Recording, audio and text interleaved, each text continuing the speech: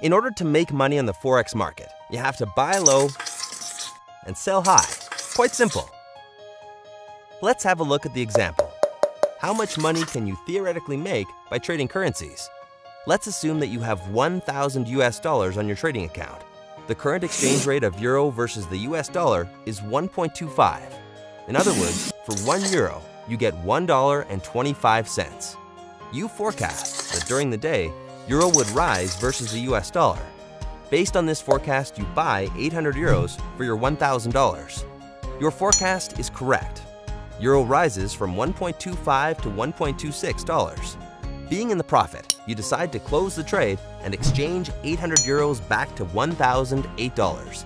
In effect, your profit from this trade is $8. Not that much, right? You raise a fair question. Would it be possible to increase profits?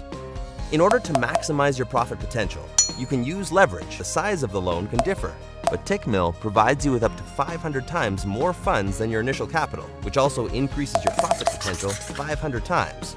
Great, right? Still, please remember, increased leverage means not only more profit potential, but also more risks. Managing your risks is very important. Let's have a look at an example of how to use leverage of 1 to 500. You have the same $1,000 on your account, and you estimate that euro will rise versus the US dollar.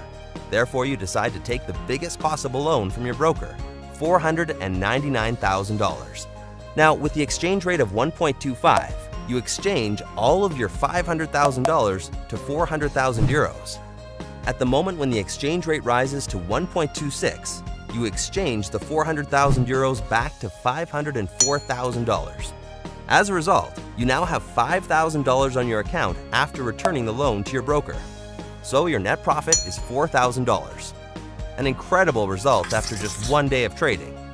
In this example, we have looked at the scenario when your forecast turns out to be correct.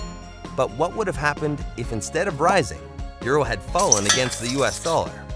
In this case, your trade would be open until your losses equal your initial deposit, which is $1,000. At this point, your trade would be automatically closed and the broker takes back the loan. Consequently, a case when you can lose the broker's loan is almost impossible. Taking everything into account, you have now seen how leverage can increase your profits if you make the right decisions. At the same time, leverage can also work against you if you make the wrong estimations and don't limit your losses.